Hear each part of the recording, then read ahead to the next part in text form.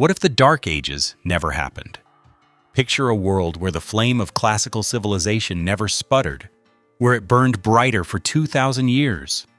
A world where the single greatest power of the ancient world never fell. For centuries, the Roman Empire was more than just a place on a map. It was an idea, an unprecedented era of law, engineering, and unity, stretching from the rainy shores of Britain to the sun-scorched sands of Mesopotamia. In our history, this world came to a crashing end. The Western Roman Empire, hollowed out by corruption and crisis, finally broke apart, with the year 476 AD often marked as its symbolic end. This moment didn't just break an empire. It plunged Europe into 1,000 years of fragmentation and lost knowledge. It was an age-defining cataclysm. But what if it never happened? What if a few key moments went differently? What if instead of collapsing, Rome found a new purpose? What if it absorbed the vibrant peoples at its borders and held on? In this video, we're exploring that hidden timeline, a world of accelerated growth, of preserved knowledge, where a single, stable world power guides the destiny of humanity. To see how everything changes, we have to go back to the edge of the cliff. The mid-5th century. The Western Roman Empire was a ghost, a leaking ship in a perfect storm. The crisis of the 3rd century had left wounds that never truly healed. It was ruled by a parade of weak, puppet emperors, propped up by powerful generals. It was broke. The loss of its richest provinces, especially the breadbasket of North Africa to the Vandals, had cut its financial lifeline and was starving its people. The legendary legions were a shadow of their former selves, a patchwork of mercenaries who couldn't be trusted. And into this decay stepped one last heroic figure, Emperor Julius Valerius Majorian, who took the throne in 457 AD. Majorian wasn't like the phantoms who came before him. He was a battle-hardened general, a visionary reformer, a man of action. The historian Edward Gibbon called him a great and heroic character who deserved a better time. Majorian saw exactly what was killing Rome. He passed laws to fight corruption, ease the tax burden on the poor, and protect ancient monuments from being torn down for spare parts. Most importantly, he knew that to save the empire, he had to retake Africa from the Vandals. It was the key. He reconquered Gaul, beating the Visigoths and forcing them back into line. Then he spent years building a massive invasion fleet in Spain, preparing for the one battle that could save Western civilization. And here, in our timeline, is where the dream died. In 460 AD, just before the invasion, the Vandal king, tipped off by traitors in Rome, launched a surprise raid. Majorian's fleet was destroyed at the Battle of Cartagena. Humiliated and powerless, he was forced to make peace. A year later, his own general, Ricimer, had him captured and murdered. With Majorian died the last best hope of the Western Roman Empire. But in our hidden timeline, this is where history pivots. Let's imagine his intelligence network was just a little better. The plot is discovered. The traitors are executed. The Vandal raid never happens. In 460 AD, Majorian's armada crosses the Strait of Gibraltar in glory. The Vandal kingdom, for all its skill at sea, is not ready for a full-scale Roman invasion led by a brilliant emperor. The legions land, Carthage is retaken, the Vandal threat is gone, and the wealth and grain of Africa flow back to the empire. The effect is immediate. The treasury refills. The grain shipments to Rome are secured, ending the threat of riots. Majorian returns to Italy not as a failure, but as a triumphant hero. His authority is absolute. He purges the corrupt senators who plotted against him and rebuilds the legions with loyal soldiers. He doesn't just survive past 461 AD, he thrives, ruling for another 20 years and starting a new, stable dynasty. He hasn't just delayed the fall, he's reversed it. With the heart of the empire beating strong again, the 6th century becomes an age of renewal, not ruin. Majorian and his successors learned from Rome's near-death experience. They abandoned the old model of brutal conquest. The so-called barbarian problem isn't solved by trying to exterminate the tribes, but by making them Roman. This is a radical new strategy. Instead of just paying off Gothic and Frankish tribes to fight for them, which always backfired, Rome offers a real path to partnership. They are granted land, Roman citizenship, and real authority in their own territories. Their leaders become governors and generals. In return, they swear loyalty to the emperor, and their warriors are integrated into the Roman army, bringing their own ferocity, but trained with Roman discipline. It's not always a smooth process. There are still revolts and power struggles. But the core idea works. It's better to be a prosperous part of the Roman world than an enemy at the gates. A new hybrid culture is born. In the city of Lutetia, what we call Paris, a Frankish noble might speak perfect Latin before holding a court that mixes Frankish custom with Roman law. Roman identity shifts. It's no longer about where your ancestors came from, but about a shared commitment to the empire's laws and culture. The political structure also changes. The old, rigid bureaucracy gives way to something more flexible, almost like a commonwealth of Roman nations. Britannia, Gaul, Hispania, Africa, and Italy all manage their own local affairs, but they are united under the emperor in Rome, who controls the military and foreign policy. This new structure can absorb shocks that would have shattered the old empire. Meanwhile, the relationship with the Eastern Roman Empire in Constantinople is transformed. With a strong and stable West, the two halves are no longer rivals, but partners. A united Roman superpower that coordinates its defense against threats from the Persian Empire and nomadic tribes. The flow of trade and ideas between Rome and Constantinople enriches both, creating a single, vibrant Roman world spanning the entire Mediterranean. The dream of a universal empire is now a reality. Because Rome never fell, the Dark Ages never happened. The collapse of infrastructure, the loss of knowledge, the social chaos that defined so much of our early medieval period, all of it is avoided. The great libraries are never burned. The knowledge for building aqueducts and concrete domes is never lost. It's improved upon. This stability creates the foundation for a centuries-long golden age. Without constant war, society has the confidence to invest in new ideas. The watermills of late Roman Gaul, a kind of early industrial machine, become common across the empire. Huge factory-like complexes powered by water are used for milling grain and crushing ore. This economic boom fuels the growth of massive cities. The preservation of classical science changes everything.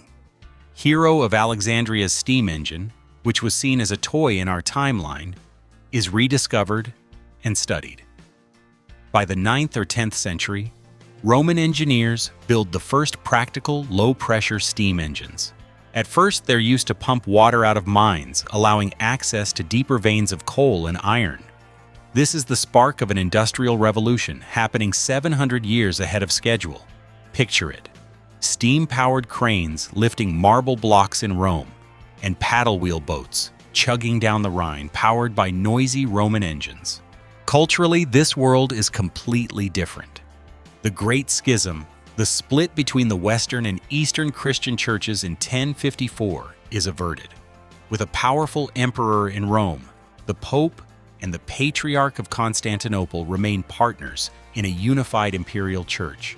Christianity is still a single faith. This united Roman Christian world faces the rise of Islam in the 7th century very differently. While the initial conquests still erupt from Arabia, their expansion is met by the full, combined might of the Eastern and Western Roman empires. The advance is likely stopped in the Levant. Instead of overrunning the Middle East, the Caliphate finds itself in a long-term rivalry with a unified Roman world, similar to the old standoff between Rome and Persia. This creates a three-way balance of power between Rome, Persia, and the Caliphate, a complex dance of war, trade, and diplomacy. As this version of Rome enters the 13th century, it faces its greatest challenge: the Mongols. In our history, the Mongol hordes swept across Asia and into a fractured Europe. But in this timeline, they don't find a patchwork of squabbling kingdoms. They find the eastern frontier of the Roman Empire. The clash is monumental. The Mongols are a tactical juggernaut, a disciplined army of horse archers that moves with terrifying speed. But the Rome they face has had another 800 years to advance. The legions are still the core of the army, but they are now backed by heavy cavalry from the provinces, and crucially, by something new. This Rome has gunpowder. Through its stable trade routes, the Chinese invention reached the empire centuries earlier and was developed by the military. Roman forts along the frontier are defended by cannons. The legions march with regiments of arquebusiers. The Roman-Mongol wars are devastating. The Mongols' speed inflicts terrible losses on Roman armies caught in the open. But they can't break the chain of fortified cities. In set-piece battles, the combination of disciplined heavy infantry and gunpowder artillery proves too much for Mongol cavalry. The Mongol wave is broken against the shield of Rome. This forces a massive acceleration in Roman military technology. It also makes Rome think globally. With the land route to Asia now dangerous, Roman navigators equipped with the magnetic compass and new steam-assisted sailing ships start to seriously consider a westward route to the Indies. In the early 1400s, centuries before Columbus, a Roman expedition sets sail from Spain. They aren't looking for a new world, just a new trade route. What they find changes everything. They make landfall in the Caribbean. Roman colonization of this Novus Mundus is very different from what happened in our timeline. After 1,000 years of practice integrating different peoples, their approach is a mix of conquest, assimilation, and alliance. When Roman scouts report the existence of the Aztec and Inca empires, the response is more nuanced. They see potential partners, not just savages. They send emissaries, not just conquistadors. A slow process of influence begins, trading Roman technology like iron tools and firearms for gold and local knowledge. These empires are gradually brought into the Roman sphere of influence. Imagine Aztec priests debating theology with Christian missionaries, or Incan engineers working with Roman architects to build roads in the Andes. The spread of Old World diseases is still a catastrophe, but with an organized Roman administration, the response is more managed, possibly avoiding the total demographic collapse of our history. We're now picturing a single empire that has weathered every storm and is stretching its arms across the Atlantic, on the verge of becoming a true global power, centuries ahead of schedule. Before we look at what this world becomes in the modern age, if you're finding this journey through history fascinating, make sure to subscribe and hit the notification bell so you don't miss our next exploration. The discovery of the New World supercharges the Roman economy. The proto-industrialization of the Middle Ages explodes. By the 17th century, a full-scale industrial revolution is underway, 100 years before our own. Smoke from factories billows over cities from Britain to Mesopotamia. Railways crisscross the continent. Steam-powered ironclads project Roman power across every ocean. The emperor in Rome presides over a global empire on which the sun truly never sets. This world is, in many ways, a marvel. It is a world of technological wonders and global peace, the Pax Romana Eterna, the eternal Roman peace. A world without the bloody nationalistic wars that tore our own Europe apart for centuries. A world where the shared identity of being Roman has overcome tribal divisions. It has achieved a unity we can only dream of. But this forces us to ask a difficult question. Was the fall of Rome, in a strange way, necessary? Some historians argue that the very chaos that followed Rome's collapse is what created our modern world. With no central authority, 1,000 different ideas were allowed to bloom in Europe. Vicious competition between rival kingdoms and city-states drove innovation at a furious pace in science, finance, and political thought. The Renaissance was born from the rivalries of Italian city-states. The Enlightenment came from thinkers questioning the absolute authority of kings. The very concepts of individual liberty, democracy, and the nation-state were forged in the fires of revolution. In our hidden timeline, none of that happens. There's no Renaissance because the classical world never had to be reborn. There's no Enlightenment because the singular authority of the emperor has never been successfully challenged. The world has incredible technology, but does it have political freedom? The order of Rome seems to have come at the cost of the chaotic, messy, and ultimately liberating competition that shaped our own history. This leads us to the final, haunting image of this timeline. What has this world become? Is it a utopia of peace and prosperity? A gilded age of wonders managed by an all-powerful state? Or is it a gilded cage? A stagnant, conformist world, forever trapped under the shadow of the eagle, ruled by an eternal system that may have extinguished the very spark of rebellion that drives humanity forward. From one single point of divergence, the survival of a heroic emperor and his fleet, the river of history is diverted. The fall of Rome is averted, and the Dark Ages are erased. In their place, an eternal empire rises, integrating its peoples, preserving knowledge, and launching a technological revolution centuries ahead of its time. It faces down the Mongols, discovers the Americas, and builds a global civilization of unprecedented order.